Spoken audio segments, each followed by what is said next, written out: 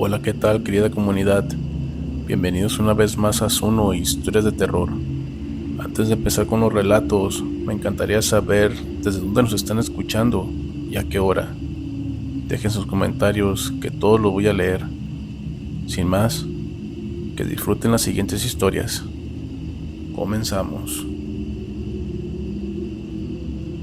No voy a decir exactamente en qué estado fue, nomás que era del norte y con muchos ranchos alrededor. De esos lugares donde el panteón te queda más cerca que el Oxxo. Yo entré a trabajar como auxiliar en el servicio médico forense porque andaba corto de feria y ocupaba trabajar. En ese momento un compa me dijo que estaban contratando en ese lugar. Está pesado, pero es seguro, así me dijo él. Así que sin pensarlo, pedí el trabajo y me lo dieron. Mi jale era básico. Recibía cuerpos, etiquetaba, ayudaba a moverlos, a limpiar, preparar mesas, pasar herramientas y aguantar el humor del doctor, que tenía el carácter como un perro sin correa. En ese ambiente, la gente bromea por sobrevivir, no por falta de respeto, sino porque si te pones sentimental a cada rato, te quiebras. Y es que ahí se miran muchas cosas, tanto tristes, pero también aterradoras. Lo que me pasó a mí no fue una aparición de fantasmas ni sombras en la pared. Fue algo mucho peor. Cosas que sí pueden pasar, pero que nadie quiere admitir. Todo comenzó una tarde que llegó la ambulancia con una bolsa pequeña. Cuando vi el tamaño, me dio ese golpe en el estómago que no se te quita ni con agua. Y es que era una niña, como de unos 7 u 8 años, y según el papel, la trajeron ya sin signos vitales. Así decía el reporte. La enfermera que entregó el reporte venía rara, como con prisa y con la mirada clavada en el piso. Le pregunté que sí cómo estaba, pero ni siquiera me volteó a ver bien. Solamente se fue. Yo y mi compañero, el Neto, la pasamos a la cámara fría. La niña no se miraba mal, y no sé si me explique, no sé, no se veía como cuando alguien llega, alguien que de verdad ya se fue. Al contrario, ella tenía la cara tranquila, como si la hubieran dormido solamente. Hasta pensé, qué feo, la neta, parece que va a abrir los ojos nuevamente, pues como lo repito, parecía que solamente estaba dormida. Pero bueno, el trabajo tenía que seguir, así que cerramos y seguimos con lo de siempre. En el CEMEFO el tiempo pasa muy distinto, y es que hay ratos que se va muy rápido y hay ratos que parecen eternos. Yo estaba lavando unas charolas cuando escuché un golpe y luego otro, algo muy extraño. No venía del pasillo, venía de la cámara. Al principio pensé que algo se había caído por el frío, como una bandeja mal acomodada, pero luego, y lo más extraño, es que se escuchó un rasponazo, como uñas en el metal, y una respiración bien fea, como cuando alguien se ahoga. En ese momento volteé a ver a Neto, y el Neto se puso pálido. Nadie dijo nada, los dos caminamos rápido sin hacerla de emoción, como si lo que íbamos a revisar fuera una fuga de agua. Abrí la puerta con cuidado, con la llave, y ahí fue cuando me falló el cuerpo. La bolsa negra se estaba moviendo. No se cayó, no se deslizó, solamente se movía como si alguien dentro estuviera queriendo salir. Luego se escuchó un quejido, como de garganta reseca. En ese momento me quedé congelado por un segundo, y el Neto reaccionó primero. Se metió y rasgó la bolsa con la mano, con una desesperación que nunca había visto en él. Y lo que pasó después, ya que Neto había rasgado la bolsa, me dejó impactado, y tal vez no lo crean. Y es que era la niña viva. Ahí estaba ella. Tenía los ojos abiertos, pero no enfocaba. Las manos las tenía heladas, los labios morados, y un sonido que no era llanto. Más bien, era una desesperación por respirar. En ese momento yo no lo podía creer. Yo me puse a gritar por ayuda como loco. No recuerdo ni qué dije. Solo me acuerdo del doctor llegando y del desmadre que se hizo. del radio pidiendo ambulancia y de la niña temblando como una hoja seca. Y como repito, sobrevivió. Eso fue lo bueno, según nos dijeron después, pero cuando se la llevaron, el pasillo se quedó con un silencio pesado, como si el lugar se hubiera enojado. El doctor se encerró en su oficina y mandó a todos a callarse y a calmarse. Y el reporte se corrigió en ese momento, así como si no hubiera pasado nada, como si hubiera sido algo normal. Los días siguientes yo no dormía bien, y es que me quedaba viendo al techo y escuchando los golpes que no existían. En el trabajo, cada que entraba una bolsa pequeña, yo sentía que me iba a desmayar. Pasó casi un año de aquel acontecimiento que nunca voy a olvidar, y según yo, ya lo había procesado. Ya me había vuelto más frío, más mecánico, hasta que llegó un cuerpo que nadie quería tocar. Una patrulla lo trajo de noche, sin mucha explicación. Era un hombre grande, pesado, con varias heridas de bala en el pecho. No traía identificación, no traía nada. Era desconocido, dijeron, y ya.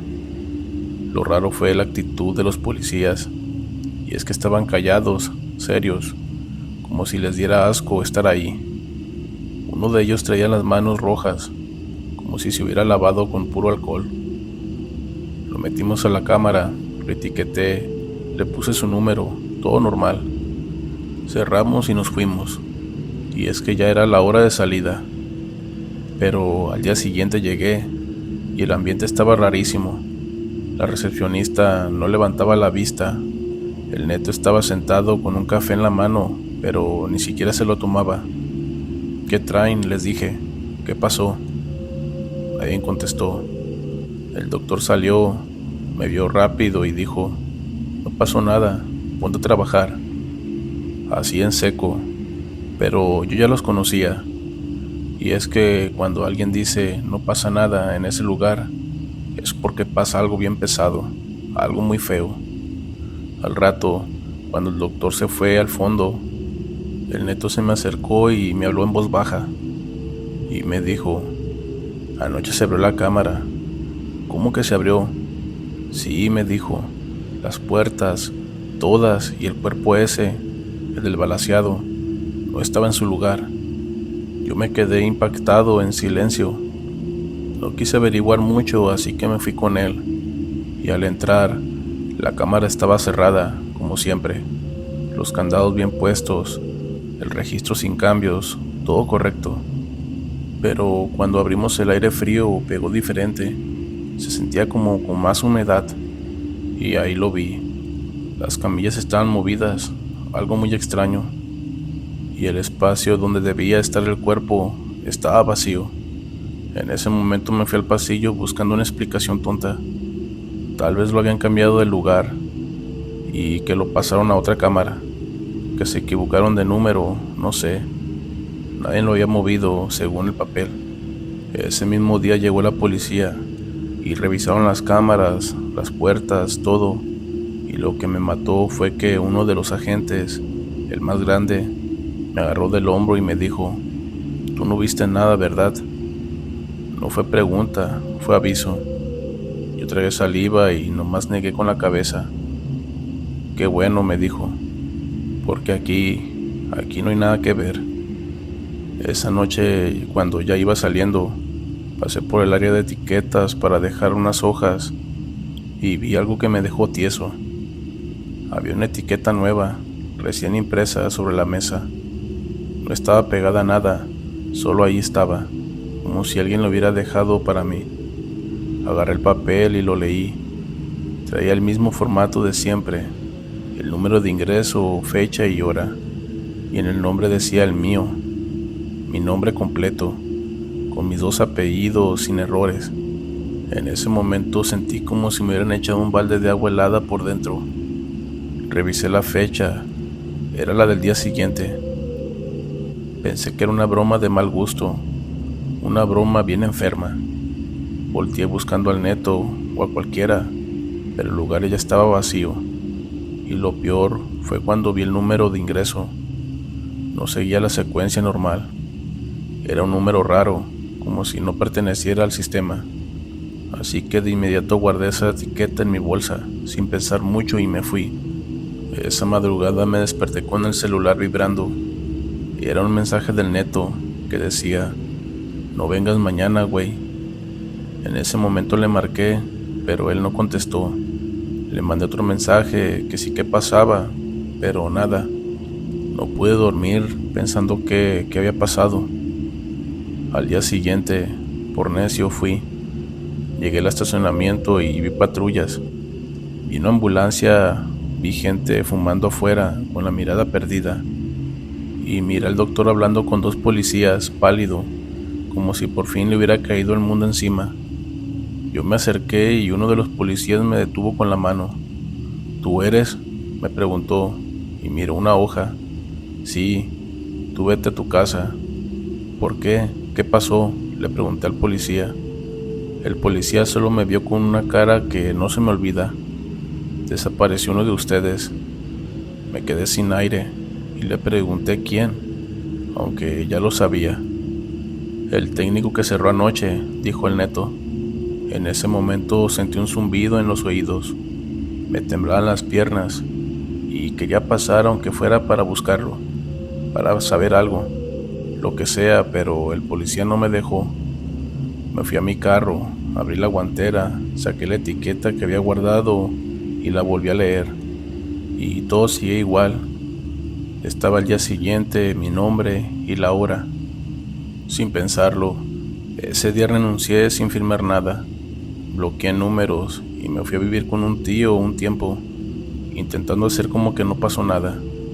Pero a veces, cuando entro a un cuarto frío, ya sea una carnicería, un súper, lo que sea, se me viene el olor de ese lugar, y en mi cabeza, como si alguien me lo dijera en voz baja, se me repite lo mismo, una frase que no me puedo sacar de la mente: no eres el primero que se equivoca de bolsa. Y lo más aterrador, tal vez, es que todavía tengo esa etiqueta y no la he podido tirar, no sé por qué. Tal vez necesite ayuda, o tal vez tenga temor, porque cada año, en la misma fecha, siento que algo puede pasar y que esa etiqueta es la que me está salvando de que no pase nada grave. Si te están gustando los relatos, te invito a que te suscribas y formes parte de esta comunidad. Sin más, continuamos. Ven, te enseñaré a amar a la muerte, me dijo mi padre una de esas tardes en las que salía de la secundaria para dirigirme a la funeraria de mi tío Ricardo Benítez. La muerte se había convertido en el negocio de mi tío y mi padre desde mucho antes de que yo naciera. Ninguno de los dos tuvo jamás algún tabú respecto a tratar con cadáveres. Al contrario, decían que los muertos les parecían incluso más agradables que los vivos, pues siempre se mantenían callados y eran fáciles de manipular. Los dos tenían un tipo de humor lo bastante negro y amargo, cosa que les iba demasiado bien al momento de hablar sobre sus profesiones. Mientras mi tío se dedicaba al área de negocios y administración, mi padre trabajaba como embalsamador. Antes de dedicarse al tratamiento de cuerpos, pintaba en óleo y vendía sus cuadros en el jardín del arte. Pero finalmente, y según sus propias palabras, acabó encontrando más belleza e interés en el tratamiento de los fallecidos. Acércate, te enseñaré a amar a la muerte, insistió al verme dudosa de entrar con él, previo a la preparación de una mujer muerta por fractura de cráneo. En días anteriores, había tenido que soportar cierto acoso por parte de un grupo de compañeros de la escuela. Con la llegada del Día de Muertos tan cercana, me convertí en el foco central de sus burlas y chistes de mal gusto por ser hija de un embalsamador. Las cosas que me decían eran del tipo: a ti a diario se te ha de subir el muerto, o si no llegas temprano a casa, de seguro tu padre te mata y te maquilla. Aunque sabía que se trataba de la inmadurez adolescente, lo cierto es que cada chiste, por más absurdo que fuera, sí terminaba por afectarme. A diferencia de mi tío y mi papá, por mucho que estuviera acostumbrada a lo que se hacía dentro del negocio, Me costaba trabajo alcanzar el punto de admirar a la muerte, y si me lo preguntan, sentía que no había nada hermoso ni admirable en ella. La muerte era la gran ladrona de sueños y seres queridos. Era ese constante recordatorio de que, hiciéramos lo que hiciéramos, todos íbamos a acabar igual, sufriendo un final doloroso para después pudrirnos o convertirnos en polvo en este plano donde alguna vez fuimos alegres y libres. La muerte era el maldito destino inevitable, la que se llevó a mi madre y, posteriormente, a mi hermana mayor, para ayudarme a afrontar y superar los conflictos que sentía hacia la muerte y los fallecidos que a diario llegaban a nosotros. Mi padre tomó la decisión de acercarme más a su trabajo, para enseñarme cómo era lidiar con la muerte desde su propia perspectiva. Así que allí estábamos, frente a la mujer difunta. En la sien derecha resaltaba el golpe que sufrió, el cual le perforó el cerebro. Poniéndola como ejemplo, mi padre me explicó que el primer paso para dejar de temerle a la muerte era interpretarla como un estado natural. Dijo que, en el negocio de la muerte, el profesional no debía dejarse llevar por el sentimentalismo, sino por el respeto y el trato digno hacia los restos del difunto. También mencionó que el lado positivo de su profesión era que, después del embalsamamiento, la familia del fallecido tenía su última oportunidad para despedirse. Aquella mujer con fractura de cráneo fue solo la primera de una extensa lista de muertos que presencié en el corto lapso de una semana. Como nuestros servicios funerarios estaban justo frente a un hospital, la mayoría de las defunciones que recibíamos eran por enfermedades no superadas o accidentes aparatosos. En cuestión de estadística, eran pocos los casos de muerte natural, como la de un anciano al que simplemente se le detuvo el corazón mientras dormía. Con el tiempo que pasaba acompañando a mi papá en los tratamientos, aprendía más sobre el drenado necesario y el uso de los distintos químicos. Desde que me volví más cercana a ellos, empecé a tener sueños con los muertos que atendíamos durante el día. En esos sueños los veía sentarse a mitad del tratamiento o me tomaban de la mano con fuerza, como si aún tuvieran algo por decir desde el más allá. A pesar de que, conscientemente, mi mente había madurado respecto a la muerte, mi inconsciente no dejaba de proyectarme pesadillas cada vez más intensas. El último caso que más impacto me causó fue el de un niño que quedó con gran parte del cuerpo destrozado tras un choque entre una camioneta y un tráiler. De tan abrumada que me sentí al verlo, preferí alejarme del área donde recibían los cuerpos y tomé asiento en una de las sillas del recibidor. Aunque ese era el lugar en donde menos restos se podían encontrar, no dejaba de ser lúgubre. Allí era donde las personas llegaban con expresiones devastadas, obligadas a consultar precios y solicitar servicios. Mi padre tenía razón. El peor enemigo para este negocio era caer en la trampa de los sentimientos. Mientras trataba de calmar mis pensamientos, tras haber visto el torso destrozado del niño, vi acercarse al recibidor a 4 adultos. Estaban contando dinero y preguntando por el precio de un ataúd para una persona con obesidad mórbida. Y para casos como ese, sí contábamos con ataúdes más amplios, pero el costo por la cantidad de material era más elevado. Sin esperarlo, en cuanto supieron el precio, se molestaron tanto que comenzaron a levantarle la voz a mi tío, reclamándole por aprovecharse del sufrimiento ajeno para enriquecerse. El intercambio de palabras se volvió cada vez más severo, hasta que uno de los familiares del fallecido sufrió una crisis nerviosa. El hombre se puso de rodillas en medio del recibidor y comenzó a gritar que quería morir, que deseaba morirse a como diera lugar.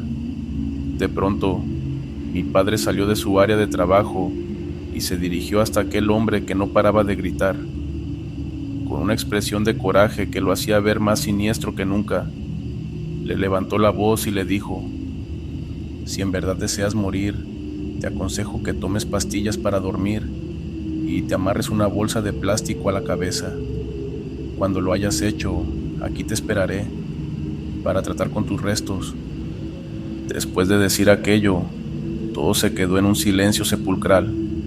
En menos de 20 minutos, terminaron por pagar el ataúd por el que tanto protestaron al inicio. Y aunque no podía asegurarlo, sospechaba que la presencia de mi padre les había generado la ansiedad suficiente para callar. En lo personal, me causó un miedo profundo ser testigo de cómo él motivaba a otro ser humano a quitarse la vida. Pero, por alguna razón, en su forma de ser, había algo que me hacía quererlo y temerlo al mismo tiempo. Había días en los que me hacía sentir segura y otros en los que su sola cercanía me inquietaba. A veces se comportaba como un padre inofensivo y otras parecía un completo psicópata. No solía hablar de esto con nadie, pues me costaba creer que no fuera una idea exagerada mía. Después de que mi padre terminó su trabajo con el niño, nos marchamos a casa como cada día. Al llegar a casa, fuimos directo a saludar a Cintia, quien, a pesar de tener nombre de persona, no lo era. En términos literales, Cintia era una muñeca de 1,55 m, con apariencia de una mujer joven sumamente realista. Todo en ella parecía humano: su piel, sus labios delgados, su cabello lacio y oscuro. Me recordaba demasiado a mi hermana Melanie.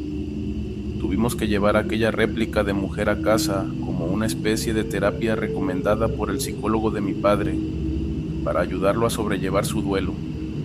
Recuerdo que los primeros días no podía dormir tranquila por la forma en que la muñeca me miraba.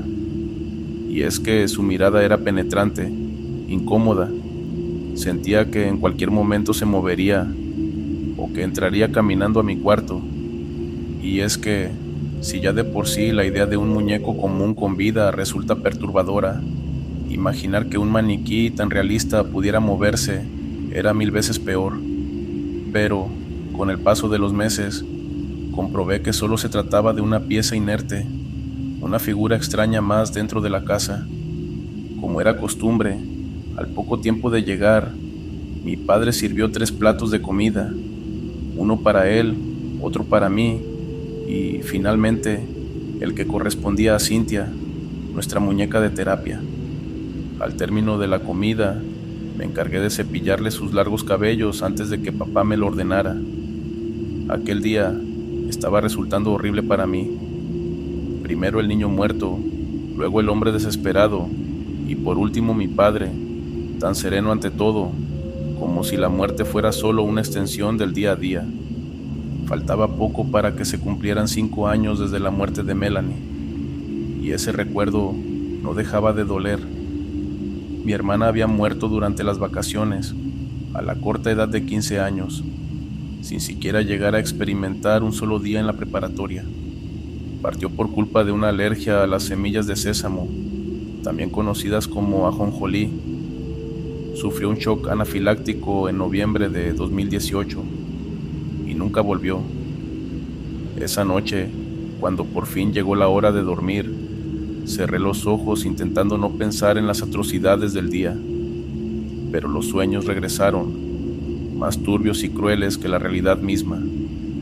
Soñé que estaba muerta, mi cuerpo estaba tieso, helado. Aunque no era capaz de moverme, seguía consciente. Sabía en dónde estaba, en el cuarto frío donde trabajaba mi papá. Ahora la muerta por embalsamar era yo. Pronto sentí las ondas conectadas, drenando lo poco o mucho que quedaba de sangre en mí. A mitad de aquella desesperante experiencia, apareció mi padre con su traje esterilizado y cubrebocas. Mientras se encargaba de mi cuerpo, me decía que incluso muerta seguía teniendo un hermoso parecido. En la pesadilla peleaba por moverme, pero mi cuerpo ya no me respondía.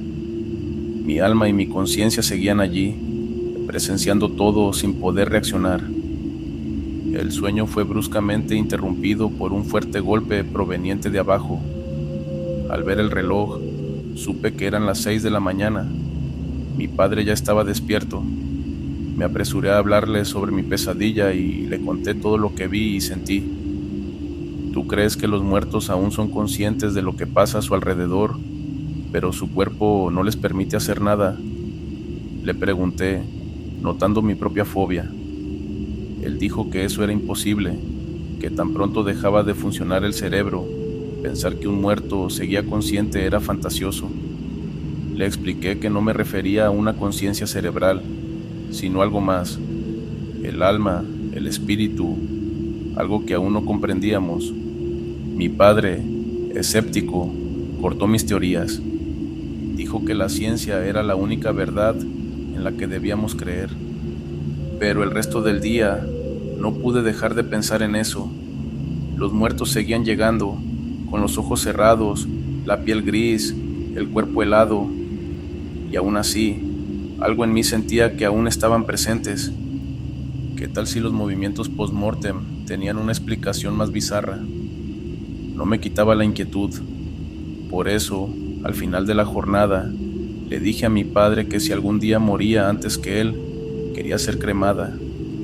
Prefería consumirme en fuego antes que pudrirme lentamente bajo tierra. Él lo aceptó y prometió recordarlo.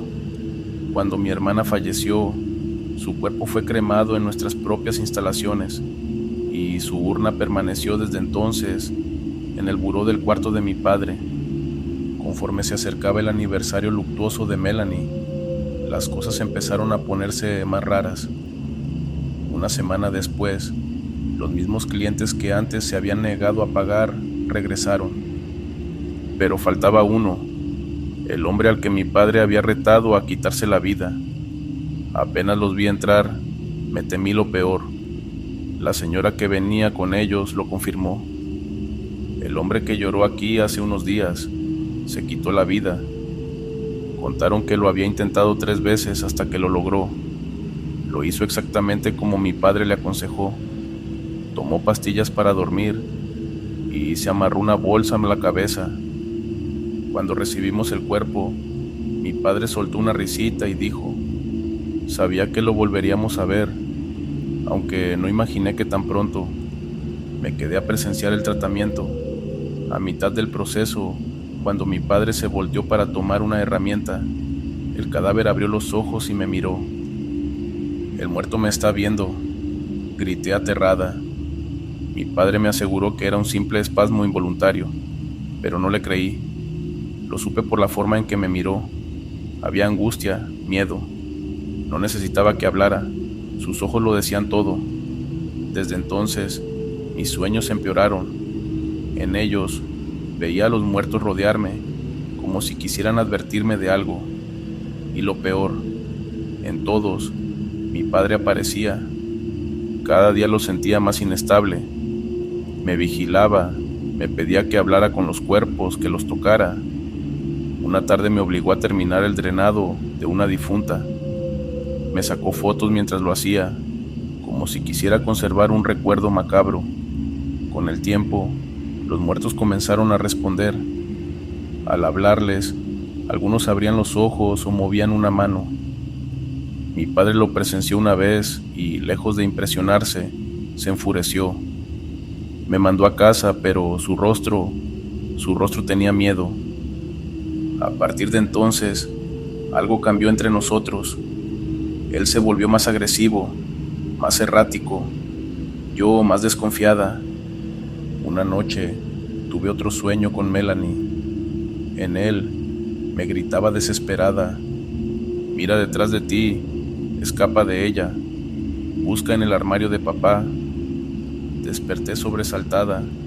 Cintia estaba frente a mí y mi padre la sostenía. Te oí hablar dormida. Pensé que necesitabas apoyo, dijo, pero no le creí. Su presencia allí, observándome dormir con esa muñeca, me heló, y antes de irse, murmuró: si no eres capaz de superar tu miedo a la muerte, ella misma se encargará de hacerlo por ti. Al día siguiente fingí estar enferma para quedarme en casa. Entré al cuarto de mi padre y revisé su armario. Encontré una caja de zapatos llena de documentos. Eran expedientes médicos, todos con el nombre Héctor Benítez, paciente psiquiátrico del Hospital Fray Bernardino Álvarez. El diagnóstico: tríada oscura de la personalidad, narcisismo, maquiavelismo, psicopatía. Mi padre había sido internado años atrás. Cuando regresó, intentó actuar normal, pero ya no pude verlo igual. Ahora sabía que vivía con un psicópata. Mi miedo se volvió constante, y es que cada palabra suya sonaba como una amenaza disfrazada, cada sonrisa como una mueca de alguien que estaba a punto de quebrarse. Hasta que un día, la verdad me golpeó. Mientras buscaba más pruebas en su habitación, mi mirada cayó sobre la urna de Melanie. Algo dentro de mí me pedía abrirla. Lo hice, estaba vacía. No había cenizas, no había restos, no había nada. Y en ese instante lo entendí todo. Mi padre nunca la cremó, la disecó, la transformó en esa figura que por años habíamos llamado Cynthia. Mi hermana había estado con nosotros todo ese tiempo. Esa noche me senté frente a ella, frente al cuerpo modificado de mi hermana. Perdóname, Melanie, susurré, temblando.